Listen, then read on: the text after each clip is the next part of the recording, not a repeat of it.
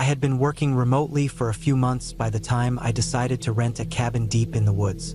I had no roommates, no kids, no pets. Just me and a job I could do from anywhere with a decent internet connection. I'd been burned out lately. Too much city noise, too many emails, too much of everything. So when I found this cabin listing online, tucked away in a quiet corner of northern Minnesota, I figured it was time to try a full break from everything. The cabin wasn't fancy, but it had running water, a generator, and supposedly had satellite internet, though the listing warned it wasn't very fast. It was at the end of a dirt road, about 10 miles from the closest small town. You had to drive another mile off-road after that, down a 2-track barely wide enough for a pickup. I didn't have a truck, just a crossover SUV, but I figured it'd handle it okay. I got there in early October, just as the trees were starting to go gold and red. The first day was calm. The leaves rustled in the wind. Squirrels darted across the gravel as I pulled up. The cabin was old but solid. Dark, weathered logs, a wraparound porch, and a small woodpile already stacked near the back. Inside was simple, one bedroom, a small kitchen, a table, and a couch near the fireplace. There was no cell signal, not even one bar, but the internet worked barely. Enough to check in with work, enough to send emails if I didn't try to attach anything big. The first few days were peaceful. I'd wake up early, make coffee on the little gas stove, then walk out with my mug and sit on the porch with a jacket on. A couple of times, deer wandered through the trees. One morning, I even saw a fox trotting along the edge of the clearing. At night, I'd light a fire and read by the fireplace, or sit with my laptop and try to write something creative for a change.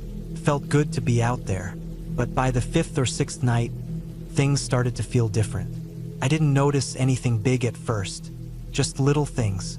Once, I woke up in the middle of the night and thought I heard something outside.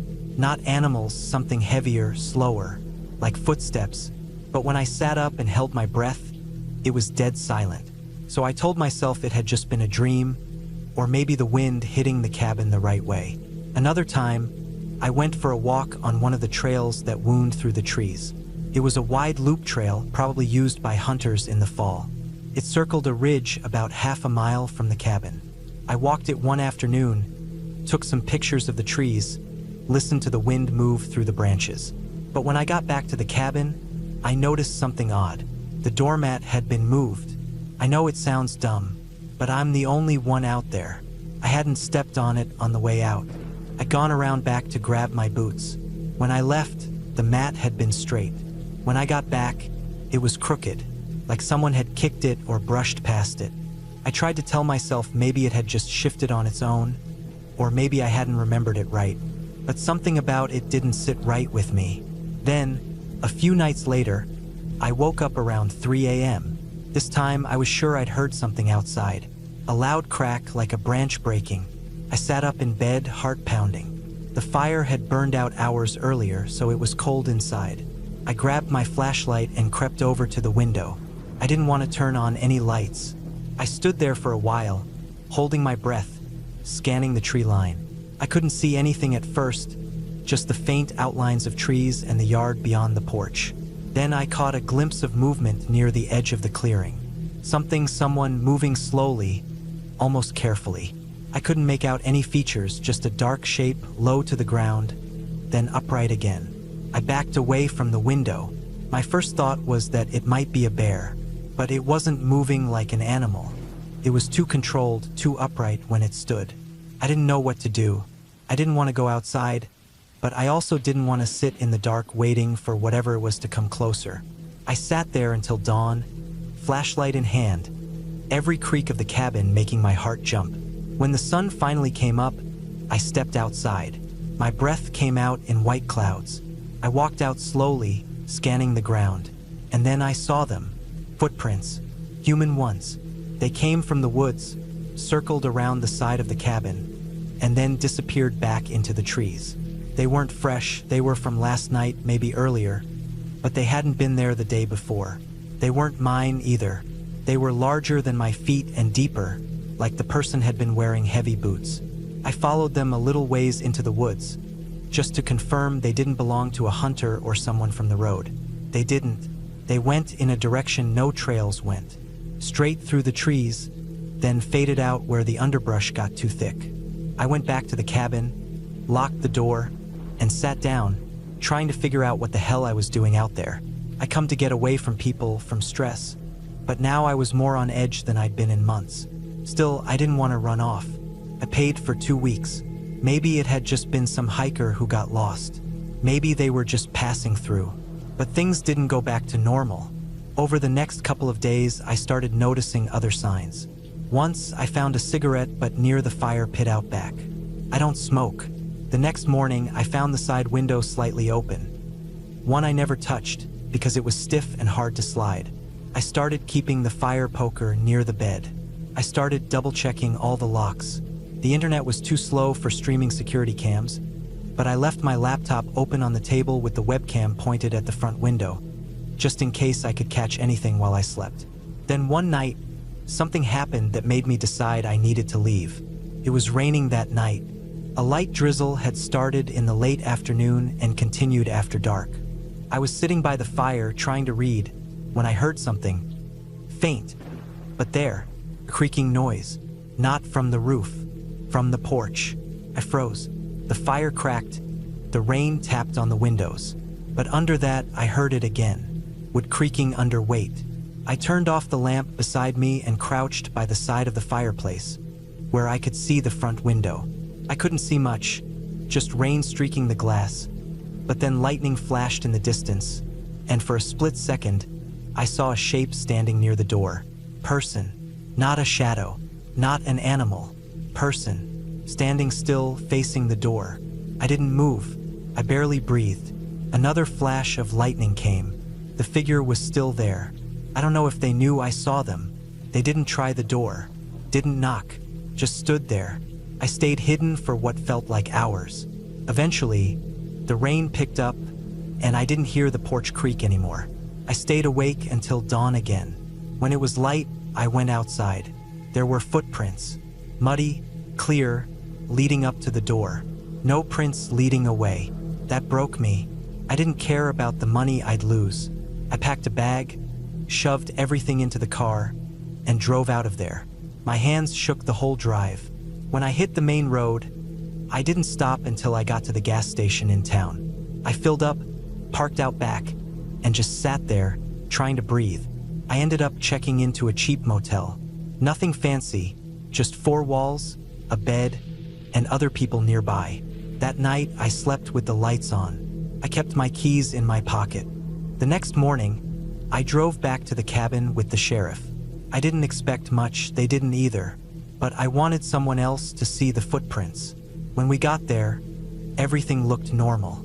But when we walked around the cabin, the deputy found something behind the woodpile.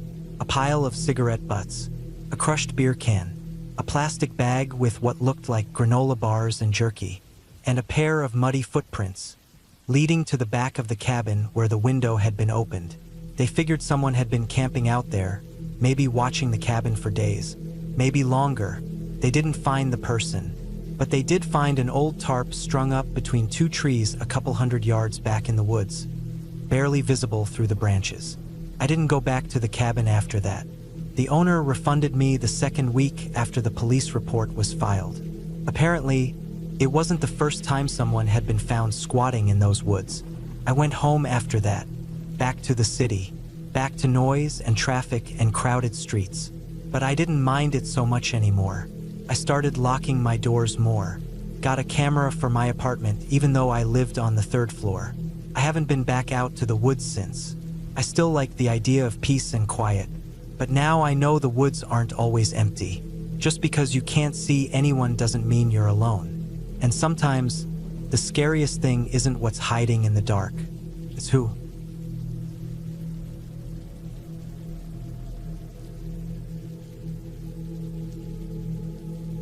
I was never the kind of person who needed a lot of noise or people around to feel comfortable.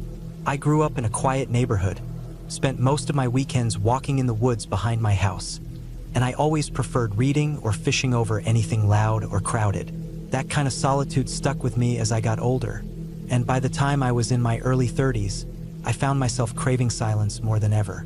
Not because I didn't like people, I just felt better when things were still. After a rough few months at work that left me mentally burnt out, I decided I needed a break from everything. Not just a vacation, but real space. I wanted to be somewhere with no phone signal, no emails, no traffic. I looked around for remote cabins and found a listing for one about an hour outside a small town in northern Montana. It was advertised as off-grid, rustic, and private. And the photos showed a small wooden cabin nestled in a grove of pines, with a shallow stream not far from the porch and snow-capped mountains in the distance. It looked like exactly what I needed. The cabin belonged to a retired forest ranger who now rented it out part-time. I spoke to him briefly on the phone just to confirm the details. He told me it was a 25-minute drive down a dirt road after you left the main highway, and it had no running water or power, but there was a clean outhouse, a fire pit, and a wood-burning stove. He'd stocked the place with firewood, a cot with bedding, a propane lantern, and a few basics like matches, canned food, and toilet paper. I was told to bring in anything else I'd want. I packed enough food for a week, a water filter, a first aid kit, my knife, my rifle, just in case, and a solar charger for my flashlight and phone, though I doubted I'd get any reception once I got out there. I left on a cool Thursday morning in late September. The air already had that crisp edge that told you winter was on its way. I figured I'd have about a week before the weather started turning seriously cold. The drive was long, but beautiful. As soon as I got out of town, the roads opened up into rolling hills and wide valleys, the trees just starting to turn gold and red. The further I drove, the quieter everything became. By the time I reached the dirt road, I hadn't seen another car for nearly an hour. The road was rough and overgrown in spots, but manageable in my SUV. I followed it slowly, watching for the landmarks the ranger had described. An old rusted tractor, a mile marker nailed to a pine tree, a sharp bend next to a boulder shaped like a bear. Everything checked out. When I finally pulled up to the cabin, it felt like stepping into a painting. The late afternoon sun filtered through tall, straight pines that ringed the clearing. The stream sparkled off to the left, and the cabin itself, though small, looked solid and well-kept. Just one room, a sloped tin roof, a stone chimney on the side, and a porch with 2 chairs and a small table. I parked a little ways off, unloaded my gear, and got settled in. The inside of the cabin was as simple as it got. Just a cot in the corner, a small table, a couple of wooden shelves, and the stove in the middle with a stack of firewood beside it. Everything smelled faintly of pine and old smoke. I opened all the windows to let the breeze in, swept out a few cobwebs, and put away my supplies. By the time the sun dipped below the trees, I had a small fire going inside and a simple meal heating up in a pan. I ate in silence, listening to the wind move through the trees outside. The first 2 days passed exactly the way I hoped they would. I spent the mornings hiking the trails around the cabin and fishing in the stream. In the afternoons, I'd sit on the porch with a book, drinking coffee and watching the sun move across the sky. I saw deer twice, a fox once, and heard coyotes in the distance each night. I slept better than I had in months, with only the sound of the fire crackling and the occasional hoot of an owl keeping me company. On the 3rd day, things changed. It was nothing dramatic at first, just a feeling, really. I had gone further down one of the trails than I had before, following what looked like an old game trail that broke off from the main path. The trail was narrow and a bit overgrown, but it was clear something had been using it recently. I saw prints, hoofed ones likely elk, and some clawed ones that looked like they could have been from a cougar or even a black bear. That wasn't unusual for the area, though, and I didn't think much of it. But the deeper I went, the quieter it got. Not just peaceful quiet, dead quiet. No birds, no insects, not even the wind. It was the kind of silence that made your ears feel like they were ringing. I stopped walking and looked around, suddenly aware of how far I was from the cabin. The trees felt closer together here, the undergrowth thicker. I felt something, maybe instinct, maybe just my own nerves, but I turned around and headed back. When I got back to the cabin, I couldn't shake the feeling that something was off. I chalked it up to letting my imagination get the best of me. But that night, as I sat inside with the fire going, I thought I heard something outside. It was faint, just a crunch, like a boot stepping on dry leaves. I turned off the lantern and listened, holding my breath. Nothing. I waited a while, then went to bed, my rifle resting against the side of the cot.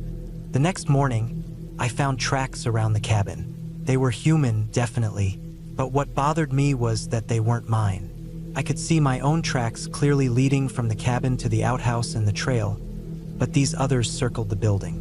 They were spaced far apart, like someone walking slowly, deliberately. I followed them for a few yards before they disappeared into the pine needles. I tried to tell myself it could have been the ranger checking in, but that didn't make sense. He lived hours away, and I hadn't seen another soul since I left the highway. And if it was him, why wouldn't he say anything? Why sneak around? That day, I stayed close to the cabin. I didn't hike, didn't fish. I spent most of the time keeping the fire going and checking the windows. By evening, I was feeling jumpy, irritated with myself for getting spooked. I made a stronger fire than usual, locked the door even though it probably wouldn't stop anyone determined, and kept my flashlight and rifle close. That night, I barely slept. Every sound felt louder, more deliberate. The wind in the trees, the crack of a branch, even the creaking of the roof beams all set my nerves on edge. At some point after midnight, I heard something that made my stomach drop. It was the sound of someone trying the door handle. Not knocking, not banging, just the quiet rattle of metal as if someone was testing to see if it would open. I sat up slowly, heart hammering in my chest. I didn't move. I didn't even breathe. The handle stopped rattling. I listened, straining my ears. There were slow footsteps on the porch. Then nothing. I sat there, frozen, for over an hour. I kept the rifle across my lap and my eyes on the door. I never heard anything else. No retreating footsteps, no movement in the woods, nothing. Eventually, I drifted into an uneasy sleep just as the sky started to lighten. When I stepped outside the next morning, the first thing I noticed was that the chair on the porch was turned around. It had been facing the table. Now it was facing the door. That was enough. I packed up the essentials, loaded everything into the car, and decided I'd drive into town and maybe get a room for the night. Maybe I'd come back for the rest later, maybe not. But when I started the car and turned around, I saw something that made my blood run cold. About 100 yards down the trail, nailed to a tree, was a strip of fabric. Bright orange. The same kind of safety orange I had on my backpack and used as a marker on the trail my first day. I hadn't put that there. I drove faster than I should have, bouncing over the ruts in the dirt road, my eyes flicking constantly to the rearview mirror. I didn't stop until I hit the highway and had cell reception again. I pulled into a gas station, went inside, and just stood there for a while under the fluorescent lights, breathing hard. I told the ranger what had happened, and he sounded surprised but not shocked. He said sometimes hunters went too deep or people wandered off trails, and maybe one of them had found the cabin and thought it was abandoned. But he admitted he didn't like the sound of it either. He said he'd head up there and check it out. I didn't go back. I left some of my stuff behind, an extra tarp, some food, even my old boots, but I didn't care. I needed to be out of there. Weeks later, I got a call from the ranger. He said he went up to the cabin and didn't find much. No signs of forced entry. No footprints by the time he got there. The rain had washed everything out. But he found something strange that he said I'd probably want to know. Behind the outhouse, about 50 yards into the woods, he found a lean-to shelter made out of branches and a tarp. Inside it were some old food wrappers, an empty canteen, and a blanket. Like someone had been camping there, watching. Whoever it was, they were gone now. That was the last time I went off-grid. I still love the woods, still hike, still fish. But I don't sleep alone in remote cabins anymore. Not because I'm afraid of bears or storms or getting lost. I'm afraid of the people who know where you are when you're all alone and never let you know they're watching.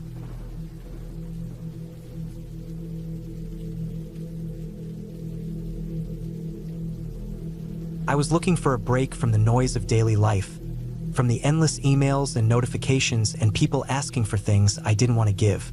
I had some vacation time stored up and didn't want to waste it sitting at home in front of my TV. I needed real quiet, the kind that sinks into your skin and makes your ears ring because there's no background noise to fill the space. I started looking online for cabins to rent. Nothing fancy, just isolated. Something out in the middle of nowhere, away from cities and towns. I ended up booking a place up north, in a part of the state I'd never really explored. It wasn't listed on Airbnb or anything big, just an old local site that looked like it hadn't been updated in years. A guy named Ron ran the place, and from what I could gather, he just owned a few properties out in the woods and rented them out on his own time. The pictures were basic. One cabin, one road leading to it, surrounded by trees. I called the number, and Ron answered on the second ring. He sounded old, maybe in his 60s, and wasn't much for small talk. He gave me directions that didn't show up on GPS, told me the key would be under a loose rock on the front steps, and asked me to bring cash. I packed a week's worth of clothes, some groceries, my phone, and a book I'd been meaning to read for over a year. I filled up my tank the night before and left just after sunrise.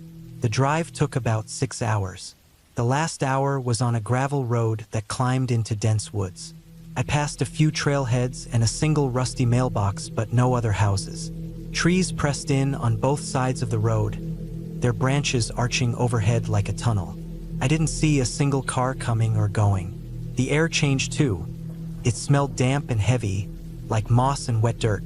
I finally pulled up to the cabin just before noon. It was exactly what I wanted. A small wooden cabin with a slanted tin roof and a wraparound porch. The paint was faded, and the wood showed its age in dark streaks and weathered knots. There was a single chimney on one side, and a stack of firewood was already chopped and covered with a tarp nearby. No neighbors, no traffic, just silence and trees. I found the rock with the key under it, unlocked the front door, and stepped inside. The air smelled musty, like it had been closed up for a while. The inside was simple. One large room with a kitchen on the far wall, a table with 2 chairs, a couch, and a wood-burning stove. A short hallway led to a bedroom with a full bed and a tiny bathroom just beyond that. The floors creaked under my feet, and everything looked hand-built, like it had been made decades ago by someone who knew how to work with their hands. I unloaded my things and opened a few windows to air the place out. I took a short walk around the cabin, checking out the woods nearby. It felt untouched. No litter, no trails, not even old footprints. It was the kind of place where you could scream and no one would hear you. The first 2 days were perfect. I slept in, made coffee, and spent hours on the porch reading and listening to the wind move through the trees. At night, I lit a fire in the stove and listened to it crackle while I drifted off to sleep. No cell service, no noise, no interruptions. But on the third night, something changed. I had just settled into bed with the fire still burning low when I thought I heard a noise outside. It was faint, something brushing against the side of the cabin. At first, I thought it was wind or maybe a raccoon nosing around the trash I hadn't put out yet. I waited, holding my breath. The noise didn't come again. Eventually, I fell asleep. The next morning, I stepped out onto the porch and saw that some of the firewood had been knocked over. A few pieces were scattered, like something had run into the pile. I walked around the cabin but didn't see any tracks, at least not ones I could recognize. It had rained lightly that night, so the ground was damp, and I figured it could have been a deer. Later that day, I hiked about half a mile into the woods behind the cabin. I didn't go too far, just enough to feel that sense of being swallowed by nature. The trees were close together, and the underbrush thick in places. It was beautiful but also a little unsettling. I didn't like how fast the cabin disappeared behind me. After a while, I turned back, making mental notes so I wouldn't get lost. When I got back to the cabin, I found the front door slightly open. I knew I'd shut it. I remembered the click of the latch when I left. Inside, everything looked untouched. My bag was where I left it, the book still face down on the table. But that door had definitely been closed. I chalked it up to the wind or maybe not shutting it hard enough. Still, I double-checked the lock that night and dragged one of the dining chairs in front of it before I went to bed. That night, I didn't sleep well. I kept waking up, unsure why. Around 3 a.m., I sat up suddenly, heart racing. It was dead quiet, not even crickets. That silence felt wrong, like everything was holding its breath. I strained to hear anything, but the cabin might as well have been underwater. Eventually, I lay back down, but I didn't really sleep. The next morning, I found something strange in the woodshed behind the cabin. The axe I'd used to split kindling had been moved. It wasn't where I'd left it, leaning against the wall inside. It was propped up outside the shed, blade buried in a tree stump. I hadn't done that. I hadn't used the axe since the first night. My stomach turned a little, and I felt cold even though the morning air was warm. I picked up the axe and brought it inside. I started to feel like I was being watched. I couldn't explain it. Every time I stepped outside, I'd feel that prickling on the back of my neck, like someone was behind me, just out of sight. I stopped going on long walks and started keeping the curtains drawn. I even brought the axe inside at night and kept it next to the bed. On the 5th day, I found footprints. Not animal prints, human, barefoot, wide, and deep. They circled the cabin and disappeared into the woods. My own prints from earlier in the week were faint or gone, but these were fresh. Too fresh. My stomach dropped. I stared at them for a long time, then slowly backed into the cabin and locked the door. I stayed inside all day, barely breathing, ears tuned to every creak and rustle outside. That night, I didn't sleep. I kept the lights off, sat in the corner with the axe in my lap, and watched the windows. The wind picked up around midnight, and tree branches scraped against the roof. Once, I thought I saw movement outside, a shadow crossing the porch, but it was too fast to tell. When dawn broke, I decided I'd had enough. I packed my things in under 10 minutes, tossed them into the car, and started the engine. I didn't bother cleaning up or locking the door. I just wanted out, but the road out was blocked. A tree, freshly fallen, lay across the gravel road not even half a mile from the cabin. It was too big to move on my own. I didn't have a saw, and even if I'd had one, it would have taken hours. I sat in the car for a while, heart pounding, trying to think. I didn't want to go back to the cabin. I thought about walking, but the nearest town was at least 10 miles away, and there was no guarantee I'd get a signal out there. I got out, walked around the tree, and looked for a path to drive around it. But the woods were too thick and the ditch too deep. I was stuck. I spent that day near the car, too afraid to go back inside the cabin. I kept the axe close and waited. Around sunset, I heard it again, that same brushing sound from the 3rd night. But this time it wasn't faint. It was right behind me. I spun around, heart racing, and saw nothing. But I knew someone was out there. I could feel it. I didn't sleep that night either. Just sat in the car with the doors locked, hand on the axe. In the morning, I made a decision. I packed my bag and started walking. I kept to the road, stuck to the middle, and moved fast. I didn't stop, didn't rest. Every few minutes, I looked behind me. Nothing, just trees. I walked for over 4 hours before I finally saw another car. It was an old truck, and the guy driving it looked surprised to see me. I waved him down and he pulled over. I didn't tell him everything, just said my car broke down, that I needed a ride into town. He nodded and told me to hop in. I didn't look back. When I got to town, I called a tow truck and gave them the location. I didn't go back with them. I just gave the guy the keys and said I'd pay whatever he needed. I booked a motel and stayed there that night, the first good sleep I'd had in days. The tow truck driver called the next morning. He said he'd found my car, and the tree had already been moved, cut clean through and dragged off the road. He asked if I'd gone back and done it myself. I told him no. He didn't say anything after that, just said the car was fine and ready for pickup. I drove straight home. I never went back to that cabin. I never called Ron to tell him I was leaving early.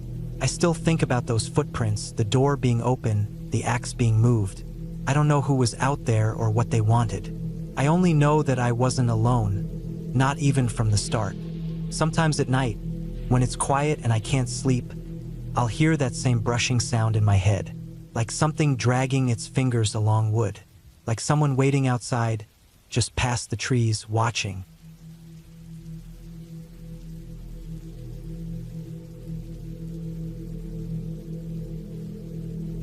I booked the cabin 2 weeks before the trip. It was off-grid, tucked deep in the Oregon backcountry. 3 hours past the last decent-sized town and at least an hour from the nearest paved road. The listing made it sound peaceful: solar power, a wood-burning stove, filtered rainwater, no cell service. That was exactly what I needed.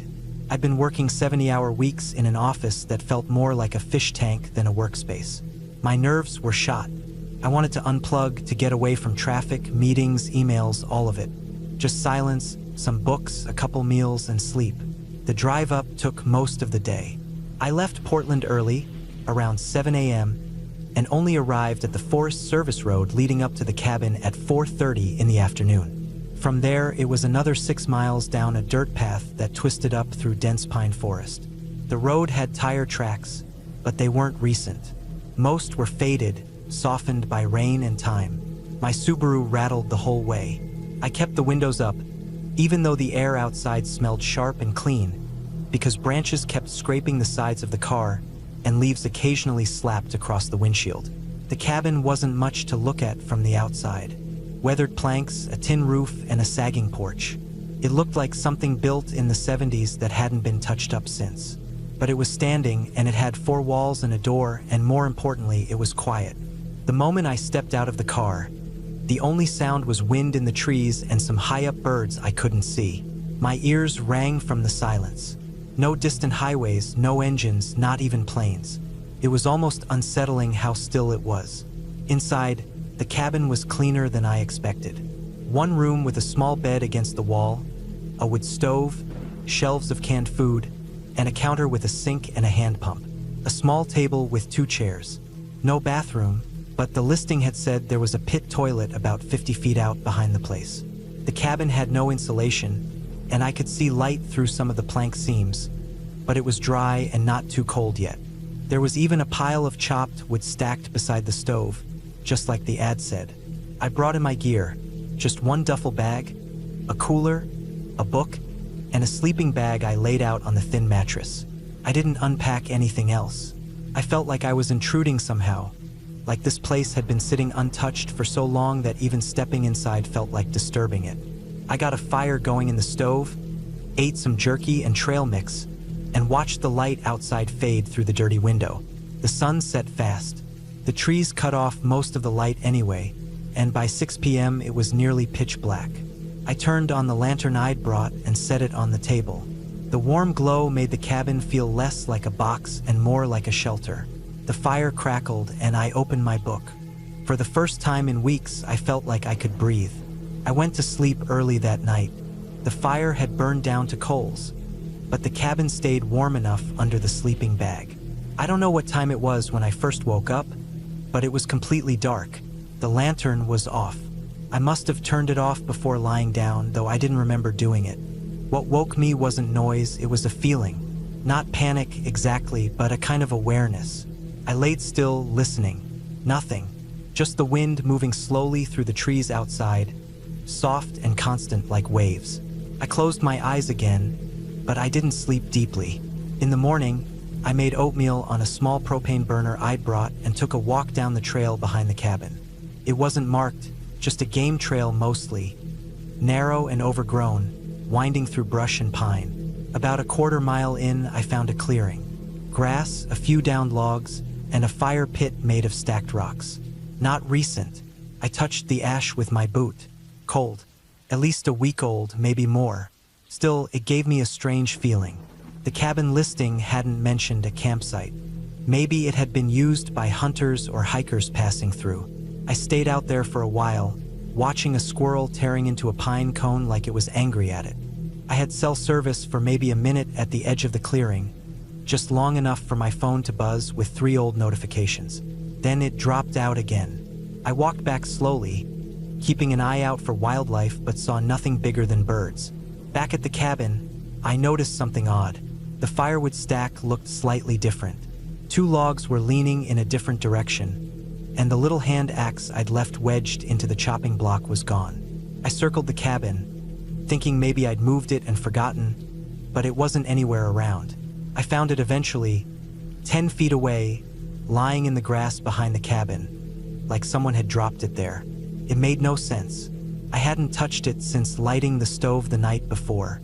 Maybe it had fallen off the block and rolled, though the angle didn't seem right for that. I tried to push the thought out of my head. I told myself I was overthinking it.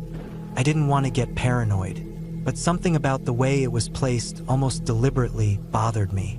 I brought the axe inside. That night was colder.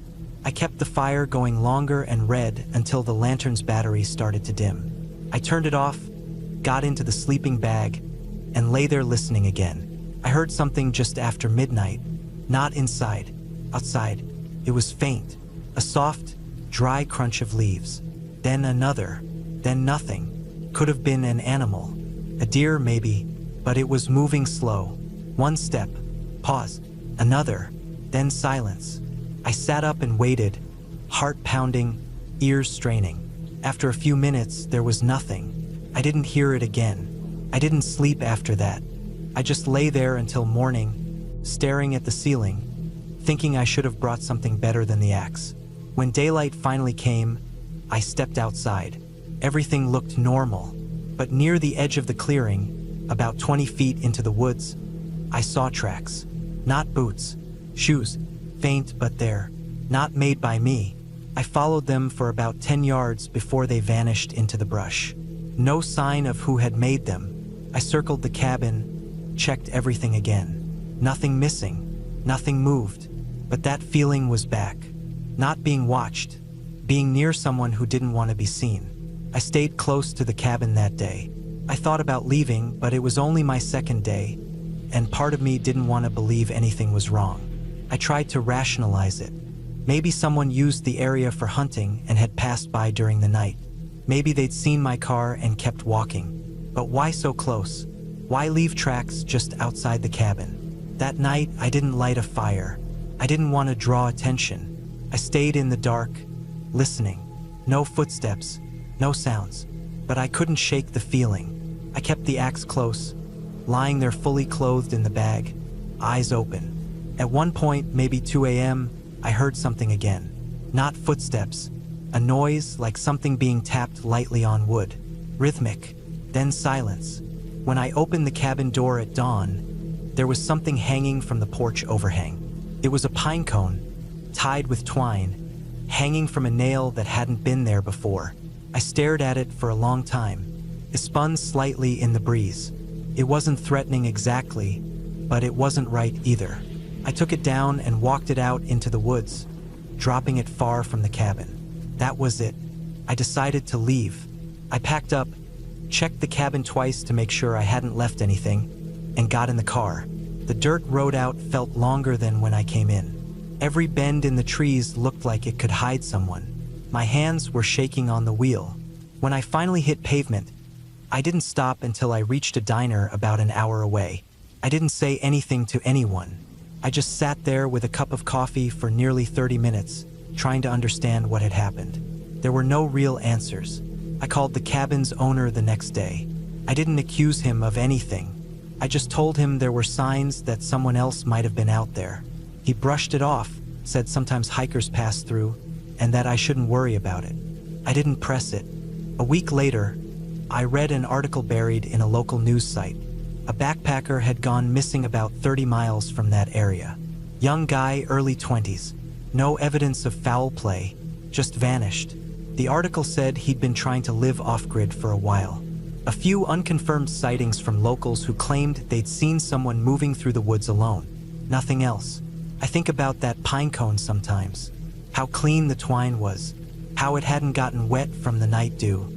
How it was tied with a kind of neatness that didn't feel random. Whoever left it had been close. Close enough to watch the cabin. Close enough to come right up to it without making a sound. I don't rent remote cabins anymore.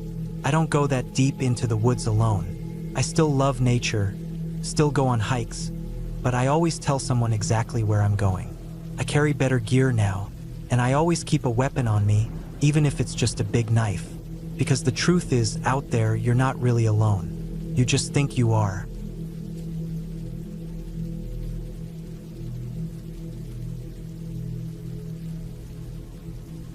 I hadn't planned to spend a week alone at the cabin. My cousin and I were supposed to go together, but at the last minute he bailed, saying something about work.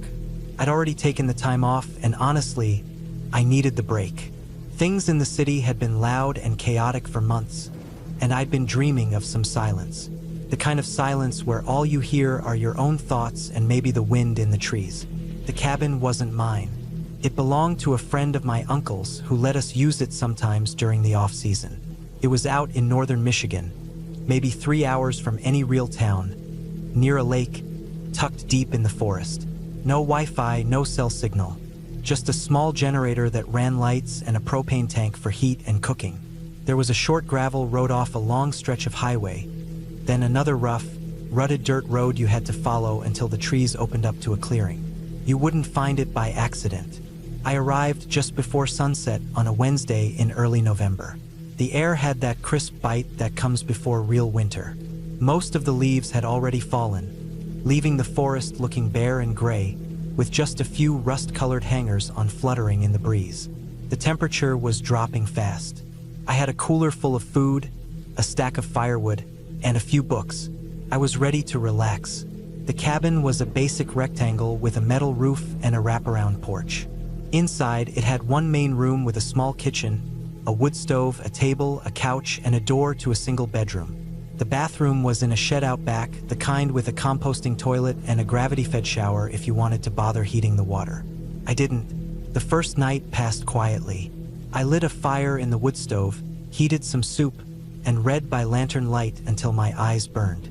The wind rattled the windows a few times, and once I heard something thud softly against the siding, but it was probably just a branch. I slept like a rock. The next morning was cold. There was frost on the grass and the porch steps. I boiled water for instant coffee, wrapped myself in a blanket, and sat on the porch with the steam rising from my mug, watching the forest wake up. A few birds chirped. Something small rustled in the brush down by the lake. I saw the tracks of a deer in the mud near the trees. It was peaceful in that way you forget the world can be. That day, I walked a few of the old trails around the cabin. They were mostly used for hunting during the season, and they hadn't seen many boots lately. I didn't go far, just made a loop through the woods, past a few deer blinds, then back to the cabin by mid-afternoon. As the sun went down, I lit the fire again, heated some stew, and cracked open a bottle of bourbon I'd brought. I was alone, but not lonely. Not yet. The third day, I noticed something strange. Not dramatic, just strange. I was splitting kindling out back when I saw boot prints in the dirt along the side of the cabin. At first I thought they were mine, but they were too big, wider and longer. My boots were a size 10 and these were clearly larger. I tried to remember if maybe they were my cousins from last year or the owners from before we came up, but they looked fresh. There had been frost the night before, and the edges of the prints were sharp, like they'd been made that morning. I looked around. Nothing seemed out of place. The woodpile was still covered, the shed door was shut, and the cabin looked the same. Still, I felt that twinge in the back of my neck, like something was off. I circled the cabin. No other prints, just that single trail coming up along the side, then stopping near the kitchen window. Then nothing. No prints going away. That night, I kept the fire going a little longer and set a chair so I could watch the front window while I read. Every time the fire popped or a squirrel ran across the roof, I jumped. I told myself it was just nerves, probably a hunter who wandered close, saw the cabin was occupied, and left. But why come that close? Why look in the window?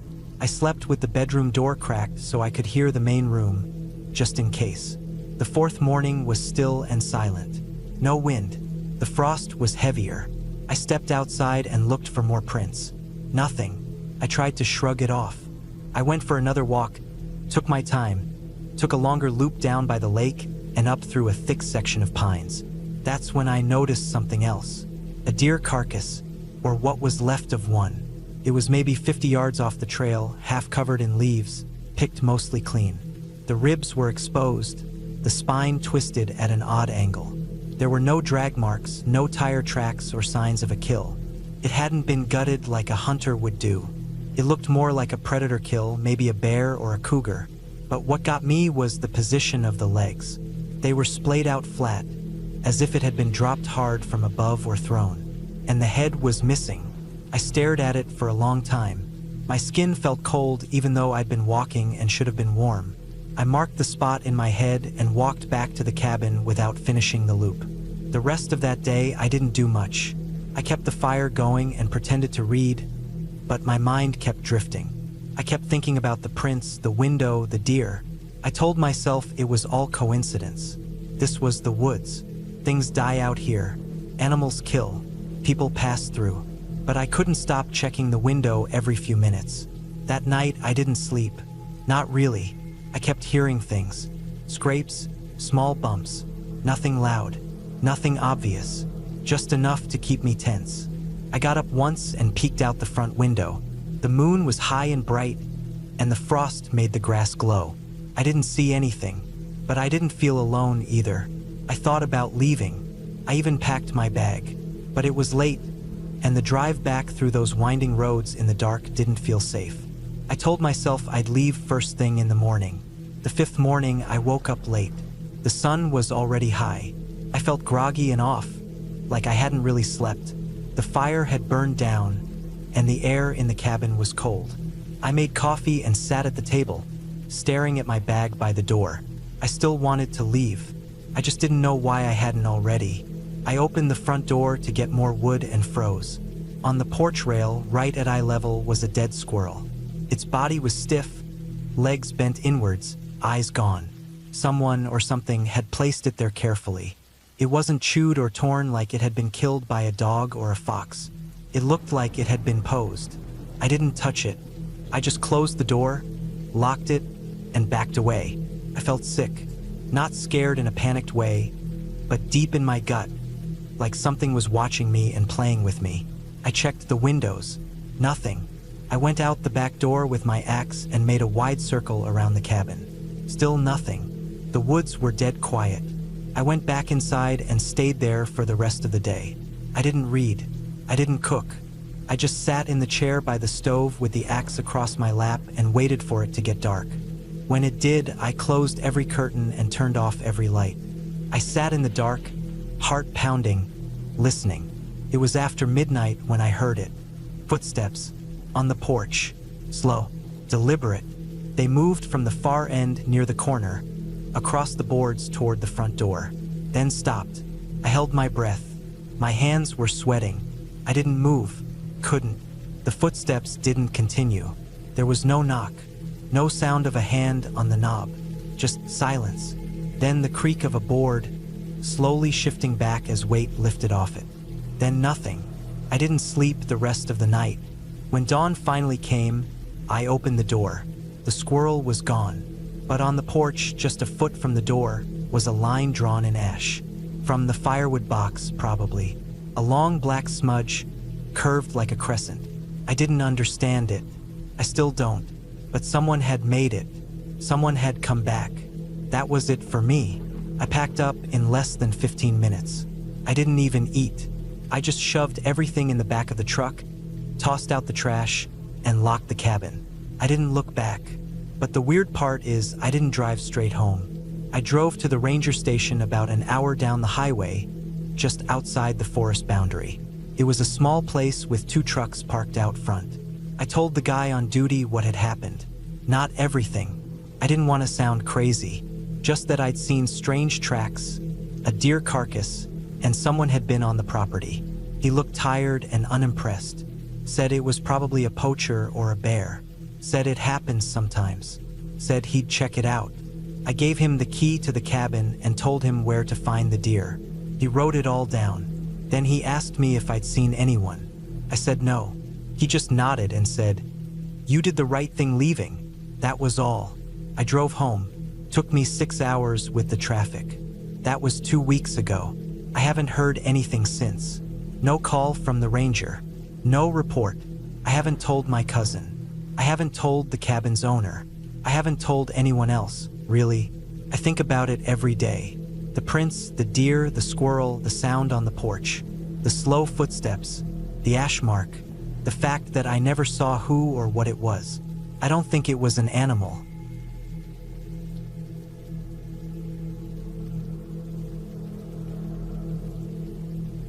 I rented the cabin because I needed to be alone. My job had been draining me for months, and after a hard breakup, I felt like I just couldn't breathe in the city anymore. I didn't want beaches or luxury hotels. I wanted silence, trees, wind, and no people. So I found this little cabin online. No frills, just a small wood structure tucked into the base of a forested mountain, surrounded by nothing but pine and rock. The listing said it used to be an old hunting cabin, had running water, propane for heat, a gas stove, and no cell service. That last part was what really sold me. The drive up took most of a day. The last 2 hours were all winding roads and gravel. I stopped seeing other cars after the first hour. The forest closed in around the road as I went higher, and it made me feel small in the best way. I kept the windows cracked even though it was cold. The air smelled clean, earthy, full of pine and rot and wind. Everything my apartment didn't. When I reached the gate to the cabin, I had to get out and open it myself. There was no sign, just a rusty chain draped across 2 leaning posts, and a bent metal sign that probably once had a warning on it, but had long since faded. The road past it was barely more than 2 tire tracks pressed into mud and gravel. I drove slowly, listening to the undercarriage creak as I inched up the final half-mile. The cabin came into view all at once. It sat in a small clearing, trees circling it like guards. It was smaller than I thought, 1-story, single room, with planks gone gray with age. The front porch sagged a little in the middle, and the steps were crooked, but it looked sturdy enough. There was a woodpile stacked against the far wall, a small shed to the right, and an outhouse even further back, almost hidden in the trees. Inside, it was simple. 1 bed, a small table, 2 chairs, a wood stove in the corner, and a tiny kitchen with a sink and a 2-burner propane stove. There was a lantern on the table, a few candles on the windowsill, and shelves with some old pans and dishes. The windows were small and dusty but opened if I wanted them to. It was cold inside, so I lit the stove, and once it caught, the place began to feel a little more alive. I unloaded my food, my books, my clothes, and settled in. The silence was heavy but peaceful. I didn't even realize how loud my life had been until it was gone. The first night was uneventful. I made pasta, sat outside on the steps while it cooked, and watched the trees sway.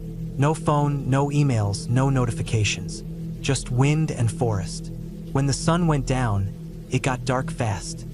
Like pitch black, can't see your hand dark. I used the lantern to read for a bit, then climbed into bed with 3 blankets and listened to the stove crack until I fell asleep.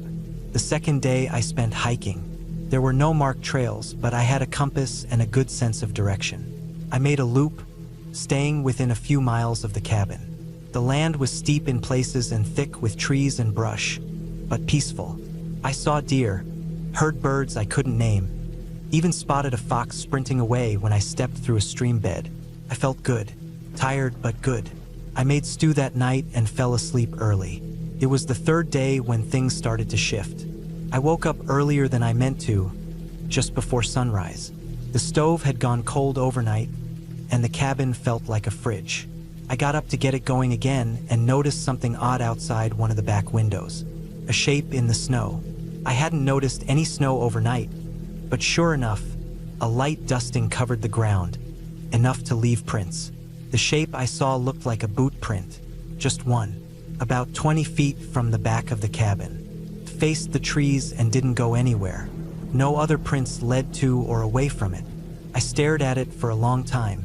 At first, I thought maybe it was mine from my hike the day before, but it looked too fresh. The edges hadn't melted or collapsed. I pulled on a jacket and stepped outside to look. The air was sharp and cold, and the snow crunched under my feet. When I got to the print, I saw it wasn't mine. It was bigger, wider. The tread was deeper, like a heavy boot, not the hiking shoes I'd worn. And it was the only one. No trail of prints, just that one, perfectly formed. I told myself maybe someone else had been passing through. A hunter, maybe, but that didn't make sense. Why just one print? Why no tracks? I circled the cabin, checked the ground around it. Nothing else. No signs anyone had been close. I even checked the shed and outhouse. Nothing disturbed. Still, it stuck with me. I tried to shake it off, made coffee, sat with a book, tried to ignore the tightness in my stomach. But every time I looked out the window, I saw that print. By the afternoon, the snow started to melt, and the print faded, but it didn't leave my mind. That night, I locked the door. I hadn't done that the first 2 nights, but now I bolted it and shoved a chair against it too. It felt dumb, paranoid even, but I couldn't sleep without it. I kept the lantern on low and lay in bed staring at the ceiling. Every creak felt louder. Every gust of wind sounded like footsteps. I told myself I was being ridiculous. Sometime in the middle of the night, I woke up to a thump. Not a loud one, more like a dull knock, like something had dropped or bumped the porch. I held still, listening. Nothing, just wind. I waited a long time, maybe an hour, before I got up and looked out the window. There was nothing there. No shadows, no shapes. I went back to bed and eventually fell asleep, but it wasn't the deep, peaceful sleep of the first night. The next day, I didn't hike. I stayed near the cabin, chopped wood, read, cooked, normal things, but I was listening all the time. I kept checking the windows, looking for movement between the trees. Late in the afternoon, I found something else. Behind the shed, tucked between 2 rocks, was a cigarette butt. Old but not ancient, still had a little filter left. I don't smoke. I hadn't seen it before. It wasn't weathered enough to have been there all winter. I started thinking maybe someone had been squatting nearby. Maybe someone else knew about the cabin and came up when it was empty. Maybe they were pissed it was rented.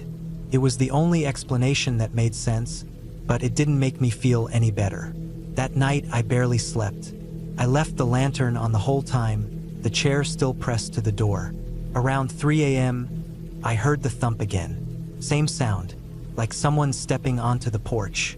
I held my breath and didn't move. No windows broke. No door rattled. Just silence after the sound. When it got light, I went outside fast. There were no prints in the snow this time. Too little had fallen. But on the porch, one of the chairs had been moved. I was sure of it. I'd left them stacked against the wall. Now one sat to the side, angled slightly toward the front door. I packed that morning. I told myself I wasn't scared, just tired, just overreacting. But I packed anyway.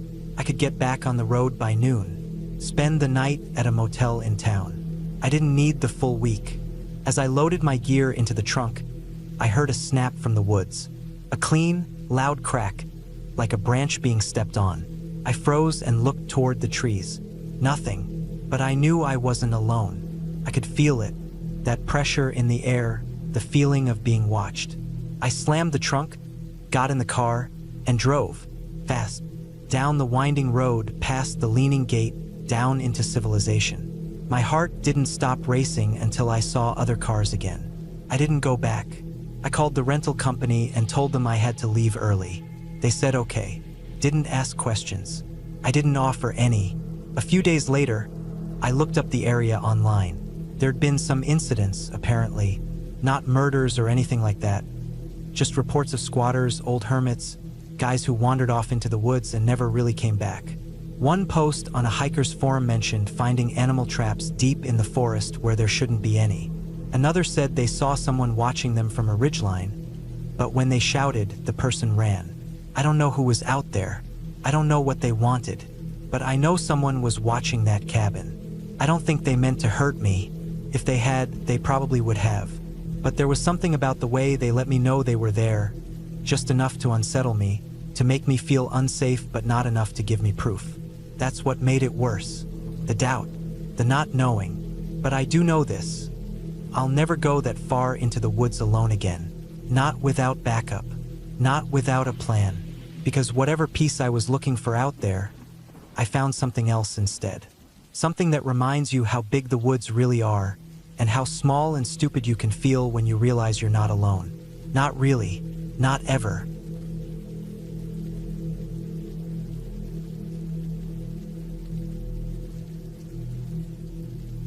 I hadn't taken a real break from work in almost 2 years.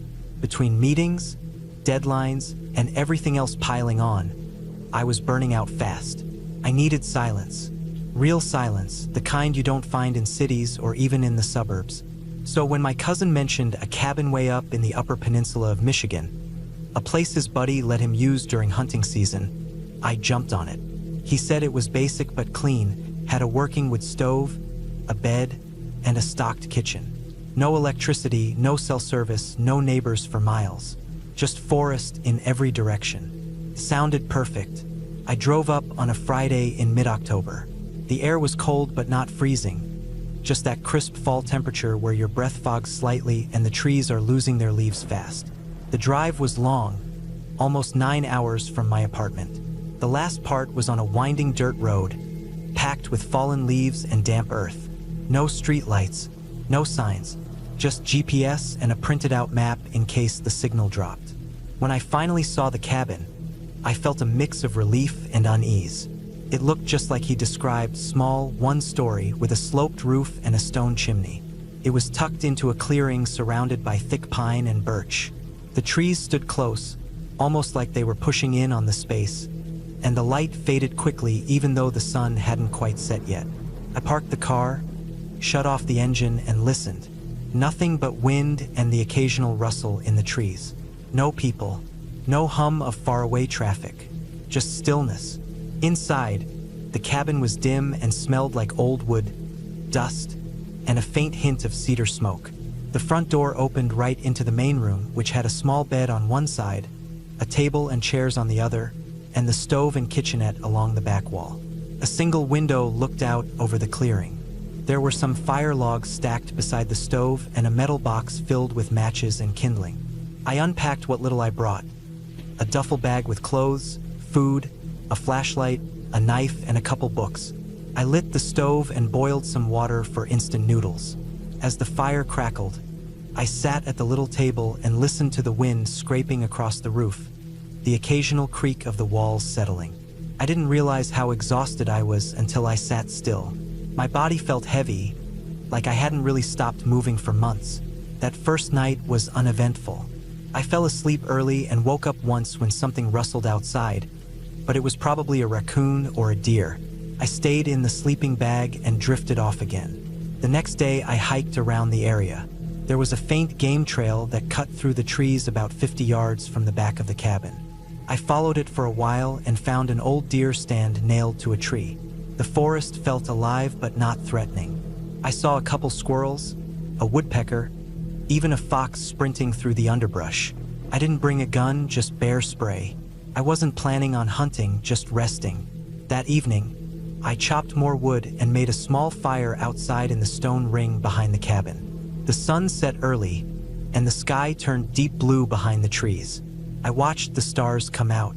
It was beautiful and peaceful, the kind of quiet you feel in your bones. I could see my breath in the firelight and felt calm in a way I hadn't for years. Then I heard it, a sharp crack in the woods, louder than any branch I'd stepped on earlier. It came from the other side of the clearing, where the trees started up again. I sat still, thinking it might be a deer, but then I heard another sound.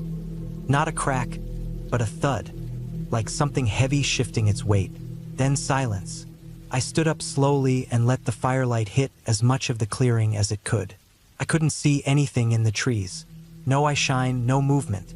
Still, I decided to go inside and lock the door. I sat for a while listening, but nothing else happened. Eventually, I got back into the sleeping bag and fell asleep with the faint smell of smoke clinging to my clothes. The next day, I woke up early. The sun was just coming through the trees, low and pale. I opened the door and stepped out. The fire pit was cold, and there was frost on the grass. I walked the edge of the clearing, more out of curiosity than anything else. That's when I saw the prints. They were in the soft dirt between the trees, big and deep. Not boots, not hooves. They looked almost like dog tracks, but oversized, like twice the size of a normal dog's. And the spacing was off, too far apart, too direct, like whatever made them was moving with purpose. I crouched down and touched one. It was fresh. The dirt was still damp inside. Whatever it was had passed through during the night. I don't spook easy, but something about those tracks set off alarm bells in my brain. I've seen wolf prints before. These weren't wolves. Too big. And no other animal I know of makes prints like that in pairs, side by side. like walking on 2 feet. I followed the tracks for a few yards, but they vanished into hard ground. I stood there a while, listening, but again, nothing, just the wind. I spent the day mostly inside, reading, trying to ignore the unease in my chest. I kept glancing out the window. By nightfall, I had the fire going again, and I sat by the stove trying to settle down. But the feeling of being watched never left me. That night was different. I had just turned off the lantern and crawled into my bag when I heard it. At first, it was the soft crack of a twig, then another, then a steady, crunching sound, leaves and debris underfoot. Heavy, deliberate steps, too heavy for a deer, too slow and spread out for a bear. They circled the cabin. Not close at first, just at the edge of the clearing. But I could tell whatever it was big. I held my breath, listening. It walked behind the cabin, then stopped. Silence, then a low, steady breathing. Not animal panting. This was slow, controlled, almost like it was testing the air. Smelling. Then came the scratch. It started soft, just a scrape against the wood siding. Then a firmer drag, like claws moving slowly down the wall. I gripped the flashlight, finger on the bear spray trigger, but I didn't turn on the light. I didn't move. Another scratch, closer to the window this time. Then something tapped the glass once. Not hard, just a light contact, like it was checking if anything would react. I lay frozen in the dark, heart slamming so loud I was sure it could hear me. After a while, the sound stopped. Just wind again. I didn't sleep at all that night. The next morning, I stepped outside. I didn't want to, but I had to know. On the wall under the window were long, thin scratches. 3 of them, about a foot long, dug deep into the wood. Not gouges from a branch or weather. These were intentional. Claw marks. And in the dirt just under the window, more tracks. The same as before, too big, too wide. But this time, the spacing showed it had stood still, facing the cabin. Watching. I told myself it had to be a bear. A sick one. Maybe it had mange or a deformed paw. Maybe it was curious. I almost packed up that day. I should have. But I told myself I'd finish the week. I'd driven all this way, and I didn't want to leave scared. I kept the fire going constantly after that. Even during the day, I'd burn a log or 2 just to keep the cabin warm and maybe keep animals away. I made noise when I went outside. I carried the spray everywhere. No headphones, no distractions. That night was worse. It started again around midnight. First a distant howl, low and drawn out. Not a coyote, too deep and too long. Then the footsteps came again. Not circling this time, straight toward the front door.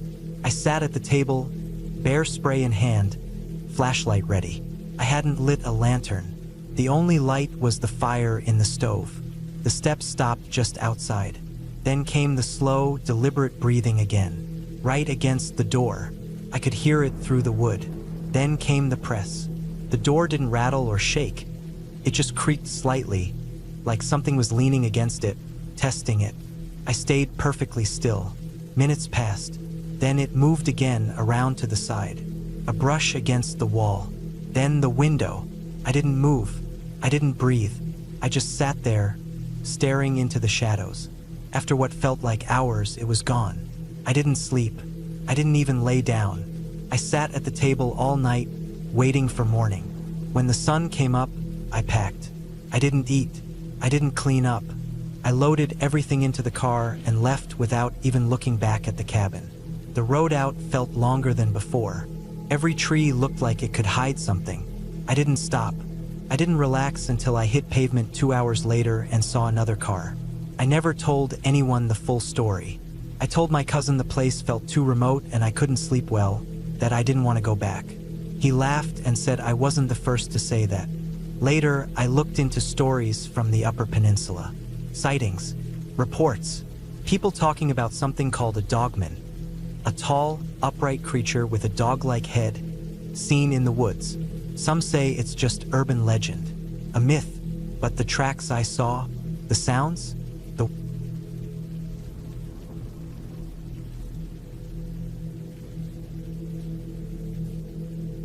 I was looking forward to a weekend getaway in the woods.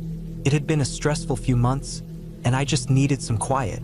My plan was to get to this old cabin I'd rented out and disconnect for a few days. The cabin was remote, nestled in the middle of a forest, about 2 hours from the nearest town. No neighbors for miles, just me, the trees, and the quiet hum of nature. The kind of place where you could finally hear yourself think again. I'd gone alone, hoping for some time to unwind and do some thinking. When I arrived at the cabin, it was exactly as I'd hoped.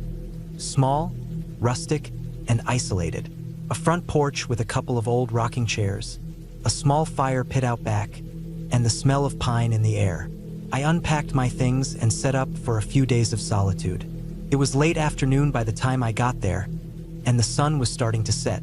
It was one of those slow, drawn-out sunsets where the sky seems to hang in a state of orange and pink, reflecting off the trees and the quiet stream behind the cabin. The first night, everything felt normal. The only sounds I could hear were the rustling of the wind through the trees and the occasional snap of a twig. I cooked a simple dinner, read a bit by the fire, and then headed to bed. The cabin was quiet, almost too quiet. I hadn't heard a single other soul since I'd arrived, and that felt both peaceful and unsettling at the same time. I chalked it up to the fact that the place was so secluded. I told myself that it was fine. This was what I came here for. The next morning, I woke up to a crisp, cool breeze coming through the cabin's open window. The sky was overcast, and there was a slight chill in the air. I made coffee and sat out on the porch, enjoying the calm of the morning. That's when I first noticed the dog. It was walking along the tree line, just past the edge of the cabin's yard. It was a large, shaggy dog with thick, matted fur. Its head was low, and it was moving slowly, almost like it was sniffing the ground. It didn't look particularly friendly, but it didn't seem aggressive either. I figured it was a stray that had wandered out from the nearby woods. It was unusual, though, because I hadn't seen any other houses for miles. So where did it come from? I watched it for a few minutes, then it disappeared into the woods. I didn't think much of it. Maybe it had a home somewhere out here, I reasoned, and it would be gone soon enough. But something about it made me uneasy. Maybe it was the way it moved, so deliberate, like it was on a mission. That afternoon, I went out for a hike around the area, just to explore a bit. The forest was dense and quiet, with the only sounds being the rustling of leaves underfoot and the occasional bird call. I walked for a few miles, trying to get a sense of the land around the cabin. I noticed the trail seemed to be getting narrower the farther I went, and there was an odd stillness to the woods. Felt like I wasn't alone. As I was walking back toward the cabin, I saw the dog again. It was standing at the edge of the clearing, just watching me. This time, I could see its eyes clearly, wide, dark, and unblinking. It stood perfectly still, and for a moment, I wondered if I had wandered too close to its territory. I stopped in my tracks, unsure of what to do. I hadn't seen any other animals around, so I wasn't sure if the dog had a pack or if it was just a lone wanderer. I slowly backed up, keeping my eyes on it, and after a few moments, it turned and disappeared back into the woods. I didn't want to press my luck, so I went back to the cabin quickly, locking the door behind me as I entered. That night, I was sitting on the couch by the fire when I heard a low growl from outside. It was faint at first, but then it became clearer, more distinct. The sound was coming from the direction of the tree line, where I had seen the dog earlier. My stomach tightened. The growl wasn't like a dog's usual playful sound. It was deep, low, and threatening. I tried to brush it off, telling myself it was just some wild animal. But the growl persisted. It was getting louder, closer, and I could hear the sound of something moving through the brush. I stood up slowly, trying to peer out of the cabin's small windows, but it was too dark to see anything. I grabbed a flashlight, my hand trembling slightly as I pointed the beam out into the yard. There was nothing there, just the sway of trees in the wind. Then, just as I was about to relax, I saw movement in the shadows. The dog, no, it wasn't just a dog. It was much bigger than that now, almost a shape like it had grown in size since the last time I saw it. The eyes were glowing faintly in the darkness. It was staring directly at me. I froze. The creature didn't move, but I could feel its gaze locked on me. And that's when I realized it wasn't just watching. It was waiting. I moved away from the window, my heart racing. The growling stopped, but I could still hear the sound of something heavy moving around the cabin. Every few minutes, I'd hear it again, closer this time, scratching at the door or brushing against the walls. It wasn't like anything I had ever heard before. It wasn't the sound of a normal dog or any wild animal I was familiar with. It was something much more dangerous, something that knew exactly what it was doing. I spent the night huddled up in the corner of the cabin, flashlight in hand, listening to the noises. It felt like hours passed before I finally heard the last scrape of claws against the wood. Then the quiet return of the forest. The growling stopped, and the night seemed to return to its usual stillness. But I didn't sleep, couldn't. The memory of those eyes, the sound of its growls, and the feeling that I was being watched lingered long after the noises faded. The next morning, I decided I couldn't stay there anymore. I packed up my things and left the cabin, making sure to lock the door behind me. As I drove away, I kept glancing in the rearview mirror, half expecting to see the creature standing on the edge of the woods, waiting for me to come back. But there was nothing there. The road ahead seemed clear, and I told myself I was just imagining things, that I had been spooked by the isolation and the silence of the woods. But as I drove through the winding road, I couldn't shake the feeling that I had narrowly escaped something far more dangerous than I realized. Something that had been watching me, waiting for the right moment to strike. I don't know what that creature was, but I know one thing for sure. I never want to go back to that cabin again.